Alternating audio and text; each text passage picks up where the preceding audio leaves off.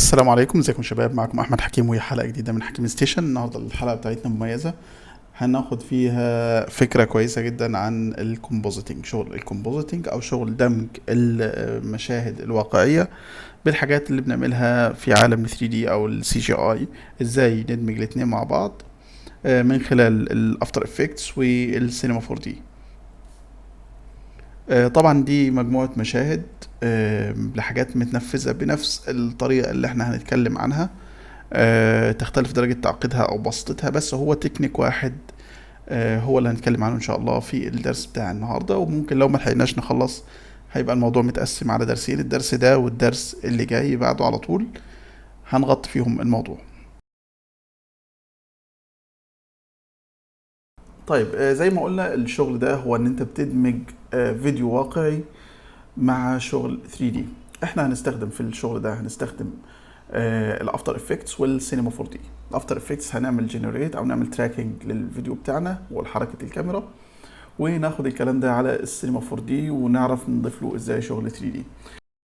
دي مجموعه فيديوز عندي بستخدمها يعني في شغل الكومبوزيتنج.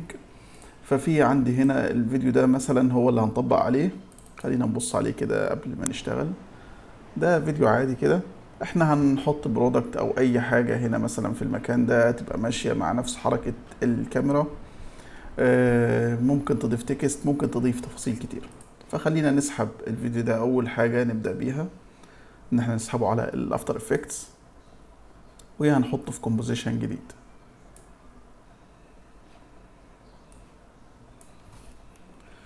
وهنقول له عايزين نعمل تراكنج للكاميرا. ممكن الكلام ده تجيبه من انيميشن وتراك كاميرا، او ممكن هتلاقيها عندك هنا في التراكر. عندك هنا تراك كاميرا. طبعا في عندك تراك كاميرا، تراك موشن. تراك موشن لو عايز تتبع اجزاء معينه في المشهد عندك، الحركه بتاعتها بتستبدلها الكلام ده. لكن انا عايز اعمل تراكنج للكاميرا نفسها، حركه الكاميرا، الزوم، اللفه بتاعتها، انسيابيه المشهد، الكلام ده كله عشان لما ادمج حاجه تظهر بواقعيه وشكلها حلو. يعني انا مش هستبدل حاجه في المشهد، انا هضيف عناصر ليه. فهقول له هنا تراك كاميرا. هيقول لي analyzing in background. الخطوة دي بتاخد شوية وقت، يعني ممكن تاخد دقيقة 2 3 على حسب إمكانيات الجهاز بتاعك. لو رحت هنا عند الإفكتس والكنترول هتلاقي العداد بتاعها.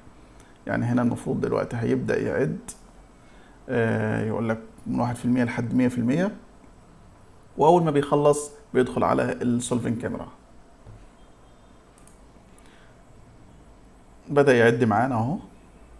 بيقول لك فريم كذا من كذا. طبعا عدد الفريمز اللي هو 493 ده جنريتد اوتوماتيكلي لما حطيناه في كومبوزيشن جديد. هو قيم الفريم ريت مع زمن الفيديو وضربهم في بعض واداله عدد الفريمز اللي ظهر قدامنا اللي هو 493.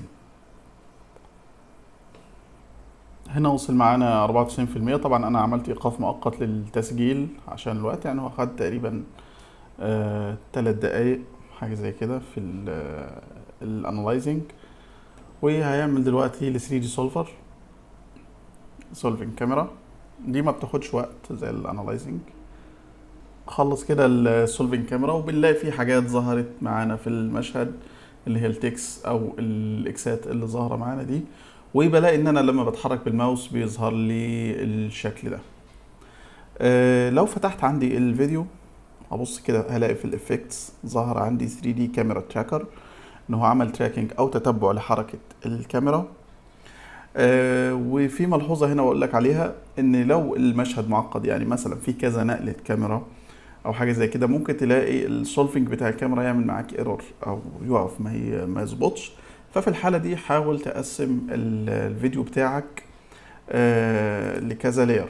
يعني مثلا تيجي هنا، يعني نفترض ان هنا مثلا في كاميرا تانية، او ان الشوت بينقل لزاويه تانية. فبتيجي بتقطع هنا وبتعمل تراكنج للفيديو التاني والتالت وهكذا. وفي الحاله دي لما بتاخدهم مثلا على السينما 4 دي بتاخدهم بيبقوا ظاهرين 3 كاميرات، وبتتعامل معاهم على الاساس ده. فدي بتحصل احيانا. والافضل ان انت تحاول تتعامل مع فيديوز تكون سيمبل شويه في شغل الكومبوستنج. عاده شغل الكومبوستنج بيبقى المده بتاعته قليله، ثواني بسيطه، وبيبقى يعني ايه رايق كده، ما بتحتاجش فيه نقلات كاميرات عنيفة او الكلام ده. عموما دي الحاجات اللي ظهرت معانا في المشهد، اللي قلنا التراكنج، الكاميرا تراكر، والتراك بوينت سايز دي لو اختفت عندك من المشهد ممكن تظهرها من هنا، تقدر تكبر حجمها وتصغر.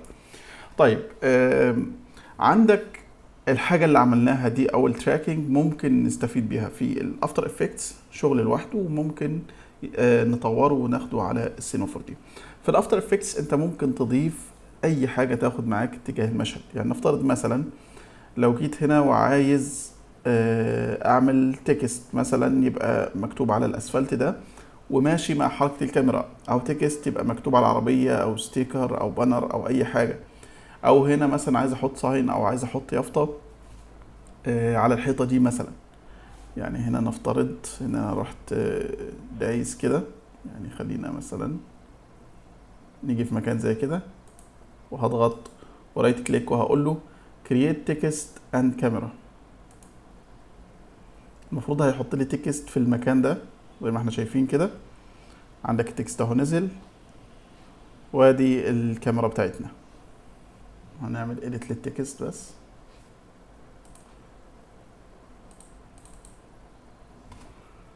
هنقول له مثلا كنترول A وهنكتب مثلا حكيم ستيشن، وهنقول له اعمل لي سكيل للكلام ده.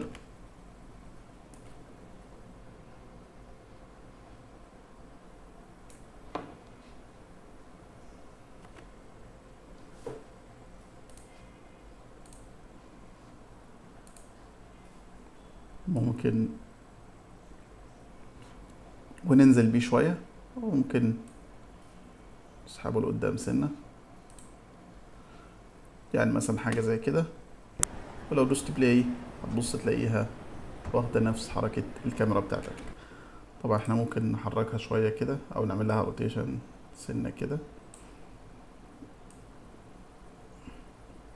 هنا مثلا طبعا بالطريقة دي انا ممكن استبدل كل اليوفط اللي عندي في المشهد، احط حاجة هنا، حاجة مكان مثلا اللوجو اللي محطوط ده.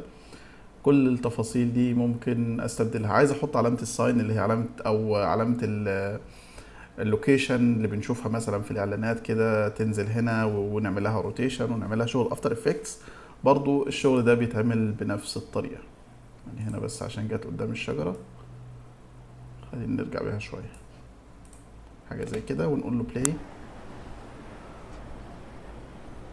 هتبص تلاقيه واخد معاك نفس حركة المشهد. طبعا لو جينا هنا ورحنا هنا من النورمال مثلا قلنا له اوفرلاي ولا حاجة زي كده من الافكتس بتاعتنا، بص تلاقيه مثلا عامل لك حاجة بالشكل ده.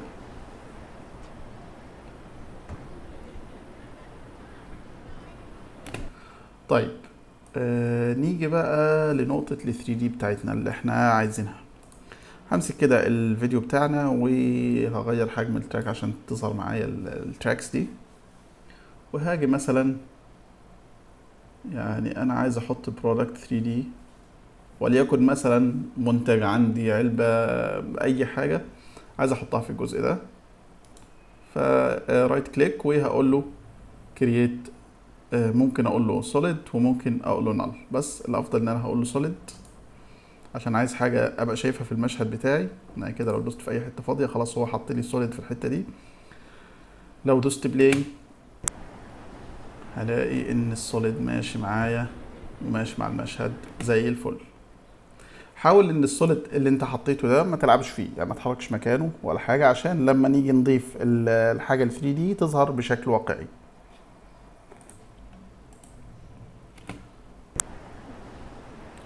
طيب انا عايز اصدر الكلام ده للسينما 4 دي. خلاص كده الافتر افكتس شغله في الجزئيه دي خلص معانا وهنرجع له تاني. الكلام ده اصدره من فايل واكسبورت، وعندي ماكسون سينما 4 دي اكسبورتر. احيانا لما بتضغط عليها يعني بيبقى عندك واحده منهم بس، ما بيبقاش الاثنين دول. لما بتضغط عليها ما بيعملكش حاجه في المشهد، يعني بتبص تلاقي المشهد ثابت ومفيش اي حاجه اتغيرت. ودي اعتقد بج في او مشكله في الافتر افكتس. فعشان تحلها بتقدر هنا تروح على السي يعني انا دورت على حلول كتير ما لقيتش غير الحل ده اللي شغال معايا. بتروح على السي وبتروح على البرامج بتاعت ادوبي بروجرام فايلز وادوبي، وعندي فيرجن قديم من اللي هو 2021. وانت قافل الافتر افكتس الكلام ده بتعمله طبعا. بتروح على السبورت فايلز وبتروح على بلجنز وبتروح على الفولدر ده بتاخده نسخ اللي هو الماكسون ساين وير، تاخده نسخ زي ما هو وبترجع بقى على الفيرجن اللي انت المفروض شغال بيه. يعني هو باج غريب بيحصل بس ما لقيتش حل غير الحل ده. تروح على 2022 مثلا اللي هو الفيرجن الحالي اللي انا شغال بيه، سبورت وبلجنز، وبتعمل له بيست هنا زي ما انا عامل له في الجزئيه دي. فده السبب ان هو بيظهر معاك اللي هم التو اوبشنز دول. لو انت ضغطت واشتغل معاك اكسبورت على طول مثلا، او انت شغال بحاجه مثلا 2023 او 2024 والباج دي اتحلت فيها، خلاص يبقى تمام. لو ما اتحلتش يبقى اعمل الخطوه اللي احنا عملناها. فهاجي عند فايل وهقول له اكسبورت وماكسون سينما 4 دي اللي هي اللي تحت دي. بيقول لي لازم تسيف الفايل بتاعك قبل الاكسبورت، هقول له اوكي وهدوس كنترول اس. هسيف كده الفايل مثلا، هسميه compositing 5 مثلا كده. تسيف معايا. هرجع تاني فايل واكسبورت وماكسون. اوكي هيديني الورنينج ده، هقول له اوكي وهسمي ده مثلا compositing underscore 5 وطبعا الاكستنشن سينما 4 دي. هروح على السينما 4 دي فايل وهقول له open project، وهروح على المكان اللي مسيف فيه البروجكت بتاعي اللي هو بروجكت السينما 4 دي الاكسبورت اللي انا لسه عامله من شويه. هقول له compositing underscore 5 ده افتحه لي. طبعا احنا الحكيم ستيشن دي خلاص احنا مش عايزين التكست ده مثلا اللي احنا عملناه في الافتر افكتس، احنا كنا بس بنشوف الاستفاده بتاعته في الافتر. طيب ايه اللي ظاهر معانا هنا؟ ظاهر معانا ال 3 دي تراكر كاميرا واحنا باصين فيها كده، وده التراك سوليد اللي احنا عملناه اللي هو ده تراك سوليد، وزاويه الكاميرا اللي عمل لها تراكنج. لو دوست كده بلاي بص تلاقي الدنيا الكاميرا في حركه كاميرا بس انت مش شايف المشهد. طيب احنا عايزين نشوف المشهد، فهنقول له ضيف لنا باك جراوند. هنيجي من هنا نقول له نضيف لي باك جراوند، وممكن من الماتيريالز نقول له مثلا اديلنا اي ماتيريال نحط فيها. انا قلت لكم ماتيريال عاديه كده.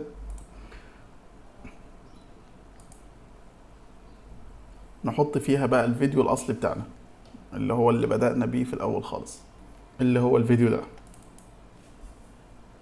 نقول له نو، وهنقول له تعالى كده اتحط هنا على الباك جراوند، وهنبص نلاقي الدنيا ظهرت معانا. هندوس بلاي، الكاميرا بتتحرك بس المشهد نفسه ما بيتحركش. فهنروح على الفيو بورد هنا وهنقول له انيميت بريفيو عشان يعمل لي انيميشن في البريفيو برضو، وندوس بلاي نبص نلاقي المشهد بدأ يتحرك معانا. طبعا جودة المشهد نفسها ممكن من فيو بورد كده التكتشر بريفيو سايز ممكن اعليها اخليها 1024 او 2048، بس انا مش بفضل كده. انا عايز بس حاجة اشوف بيها المشهد تقريبي، لان المشهد ده نفسه انا مش هستفيد بيه في حاجة. يعني انا المشهد بس انا حاطه كباك جراوند عشان اعرف اظبط الشغل 3 دي اللي انا هعمله عليه. فكل ما هخليه مثلا لو ريز زي كده هيبقى المشهد اسرع معايا، وبالتالي عمليه المحاكاه للموديل او الانيميشن اللي انا هعمله في ال 3 دي هتبقى واقعيه اكتر مع المشهد بتاعي، لانه هيبقى خفيف. فانا مش هعدل فيه جزئيه البريفيو، نقفل الكلام ده. وممكن اخفي الجريد دي، اقول له فلتر واخفي لي الورك بلين ده. شوف الكلام حلو جدا. طيب انا عندي هنا في موديل مجهزه، موديل الكريم ده كده حاجة تبع شغل كوزماتيكس، هو موديل جاهز.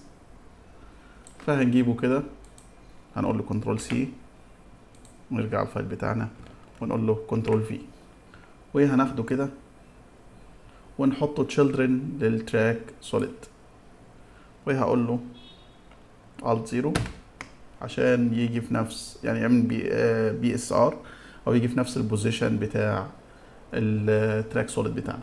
خلينا نكبر السكيل بتاعه مثلا، هضغط على حرف الاس فيحدد لي السكيل كله. هقول له مثلا خليك 35، كنترول انتر فبيغير لي فيهم كلهم، وببدأ اعمل له روتيشن يعني كده مثلا 90 درجة، واظبطه على التراك سوليد بتاعتي. يعني ممكن اطلع بيه شوية كده، وممكن اطلع بره الكاميرا اشوف الدنيا هنا مظبوطة ولا ايه. المفروض ان هو يكون كده على السطح بتاعك كده، تضمن ان هو في مكان التراك سوليد بالظبط. هنرجع تاني على الكاميرا بتاعتنا، ويندوز بلاي، هتبص تلاقيه ماشي معاك في المشهد بالشكل ده. طيب احنا التراك سوليد ده مش عايزين نشوف في المشهد، خلاص هنخفيه. طبعا بيخفي لك كل اللي تحتيه، فعشان نظهرهم هنقول له خليك جرين بالشكل ده. فكده هو بيخفي لك التراك سوليد، لكن تشيلدرن اللي تحتيه ظاهرين في الريندر وفي الفيو بورت. فهنقول له خلاص ده بص البوزيشن الجديد بتاعك على الوضع ده، فاعمل لي فريز اول كده، صفر لك الدنيا هنا، وبقى الدنيا ماشيه معاك تمام. طيب احنا دلوقتي ممكن نعمل بقى اي شغل انيميشن او شغل موشن عايزين نعمله هنا في البرودكت بتاعنا. يعني مثلا ممكن نيجي عند التيوب دي ونقول له بوزيشن، احنا عايزين نعملها كأنها نازلة من فوق وبتلف مثلا. ممكن نيجي عند الفريم كده رقم 23 ونقول له ادي لي كي فريم مثلا في اتجاه الواي، وتعالى عند الفريم رقم 0 واطلع لي بيها كده، يعني خليها كده مثلا، وادي لي كي فريم تاني وهدوس بلاي، فهتنزل وتقف في مكانها طبعا اللي هو كان مكان السوليد. وهقول له برضو اعمل له روتيشن، يعني تعالى وانت بتنزل كده مثلا انا عايز الفها في اتجاه ده، يعني حاجة زي كده مثلا. فهقول له خليك هنا 0، وتعالى هنا مثلا على ما تخلص الخروج بتاعك من المشهد اللي هو زي كده، تكون لفت لي مثلا 360 درجة. يعني خلينا كده بس نشوف اتجاهها، خليها سالب 360 ونقول له اديلي كي فريم. نرجع كده،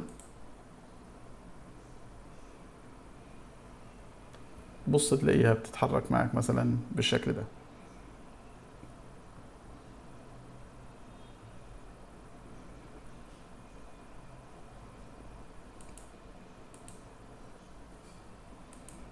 خليها كده مثلا نقول له سالب 180، عشان انا مش عايز الكتابة ورا مش متظبطة يو في، يعني معكوسة، فانا مش عايزها تظهر. هنقول له حاجة زي كده، وخليها برضو تبقى هنا عشان تبقى سريعة شوية، وهنقول له بلاي، فبينزل برودكت وبيلف معايا بالشكل ده. طبعا ممكن اعمل فيه شغل كتير، ممكن افتح الغطا لوحده، ممكن اخلي دي تقع على الجنب كده ويضغط عليها بحاجة ويطلع منها الكريم. التطبيقات لا حصر لها، تعمل فيها شغل انيميشن براحتك هنا. ممكن كمان اضيف حاجات تانية، او ممكن لو حابب ان انا اضيف ارضية، يعني نفترض ان انا عايز اضيف بارتيكلز، اضيف حاجة زي كده. يعني لو تطبيق تاني فاكهة مثلا بتجري في الشارع، او دوناتس مثلا ماشية بتلف، الكلام ده برضو ممكن تعمله بسهولة. يعني ممكن اضيف مثلا بلين زي كده، وهاخده واحطه تحت التراك سوليد، وهقول له برضو alt 0، ويخليك مثلا السكيل بتاعك وليكن 20 ضعف، كنترول انتر، حاجة زي كده. بس خلينا نطلعه عشان نبقى شايفينه في المشهد، لان هو كده كان واخد اخفاء. وهنقول له مثلا خلي الاتجاه بتاعك في الزد، فهو كده واخد نفس البوزيشن. لو كبرناه كده مثلا ممكن نيجي نصغره في الويدث، وممكن نيجي نصغره كده، وممكن نيجي نصغره في الويدث كده شوية. فانت كده بتعمل زي طريق ممكن تعمل عليه الافكتس اللي انت عايزها. يعني ممكن مثلا لو بنزل برودكت وعايز اعمل الطريق ده كولايدر بادي، ان الحاجة تقع عليه والريجيد بادي يقع ويتدحرج عليه والكلام ده، ممكن اعمله بالطريقة دي. عموما تطبيقات كتير، وان شاء الله هنشرح الموضوع ده بالتفصيل، بس خلينا نكمل الفيديو بتاعنا. طيب احنا كده عملنا مثلا الانيميشن بتاع البرودكت بتاعنا، عايزين نرندر الكلام ده على الاوكتين. فبفتح الاوكتين كده وبقول له افتح لي اللايف فيور ويندو. طبعا مفيش حاجه باينه لسه، ما عندناش لايتس ولا حاجه، فانا هقول له اوبجكت و اتش دي ار اي. طيب اول حاجه بتظهر معاك لما بتحط اتش دي ار اي، بتلاحظ ان الباك جراوند اختفت معاك من المشهد. لو حابب ان انت تفضل شايفها، هتعمل اخفاء من المشهد للاوكتين سكاي، تفضل موجوده معاك. دي نقطه مهمه عشان ممكن تنساها وتحس يعني ما تعرفش الفيديو راح فين او الباك جراوند بتاعتك راحت فين. فهنروح هنا وهنقول له عايزين اتش دي ار اي، واختار مثلا حاجه زي كده، هقول له نو. هبص الاقي شكلها كده في الاوكتين. طبعا احنا ملناش دعوه بالباك جراوند، دي مش هتظهر معانا اصلا، بس احنا بناخد منها الاضاءه. في كمان تركايه ممكن تعملها، ممكن تيجي على الافتر افكتس، تيجي مثلا على اي فريم وتقول له كومبوزيشن وسيف فريم از فايل، وبتسيف منه. بتغير من هنا مثلا، بتقول له بدل الفوتوشوب دي اديلي فورمات مثلا بي ان جي سيكونس او جي بي جي سيكونس، ويفضل جي بي جي، وبتقول له اكسبورت، وبتسيف الفريم ده، بياخد فريم لوحده عشان تاخد نفس درجة الإضاءة اللي معاك في المشهد، وبتيجي تحطها بدل ما بتحط ال HDRI، يعني تيجي تحطها هنا الصورة الجي بي جي اللي هتطلع تحطها بدل ال HDRI. أنا مفضلش الطريقة دي، بحاول أشوف أقرب HDRI ممكن تكون قريبة من المشهد بتاعي وبستخدمها، لأن الطريقة التانية برضو الإضاءة هو بيبقى واخد لك فريم واحد، فممكن مع تغير زاوية الكاميرا مع تغير كذا ما بتظبطش قوي، فبحب ان انا استخدم ال HDRI. طيب احنا هنا هنقول له مثلا الكلام ده انا عايزه، ضغطت على السيتنجز بتاعت الاوكتين ومش عايز اشوف الباك جراوند دي، يعني خليها الفا تشانل، واعمل لي اخفاء للانفايرمنت، ويوريني كده اللي بيحصل.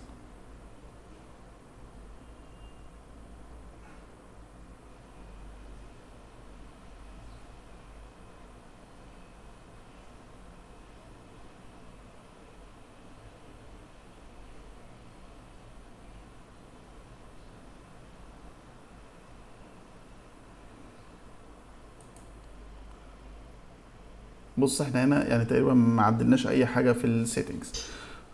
هنبدا بقى نصدر الكلام ده او نسيفه كسيكونس بي ان جي، ونرجع ناخده على الافتر افكتس. الكلام ده هنعمله من السيتنجز بتاعتنا هنا.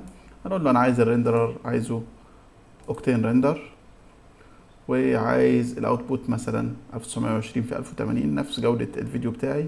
تحاول بقى الحاجات دي ما تعدلش فيها، يعني الفريم ريت مثلا عندك هنا 23.9 ما تعدلش فيه. الاوتبوت الكلام ده كله ما تعدلش فيه عشان ياخد، او هو بالفعل واخد نفس السيتنجز بتاعت الفيديو بتاعك، فهنسيف الكلام ده على كده. عند الفريم رينج هقول له مثلا ممكن بدل اول فريمز، انا عندي مش عايز ارندر كله لان هو عدد كبير من الفريمز، مثلا انا عايز ارندر لحد، يعني ممكن احرك هنا البلاي هيد ده اشوف البرودكت هيطلع معايا من خارج الكادر امتى.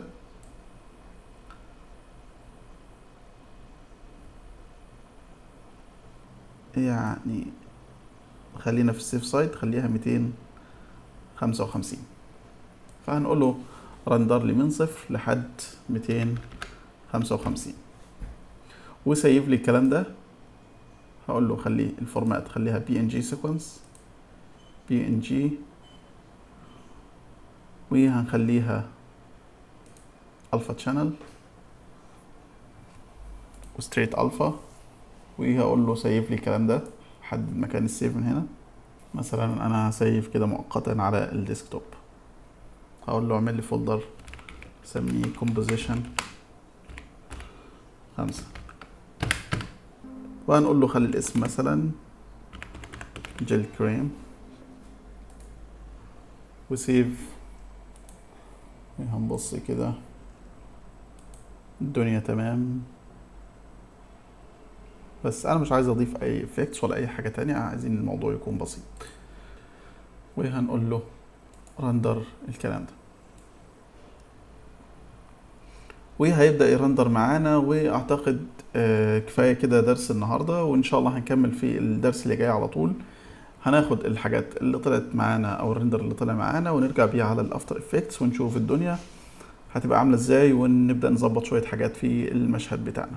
فما تنساش تتابعنا وتفعل زر الجرس عشان لما ينزل الدرس الجديد ان شاء الله يجي لك نوتيفيكيشن. كان معكم احمد حكيم من حكيم ستيشن، تحياتي، السلام عليكم ورحمة الله.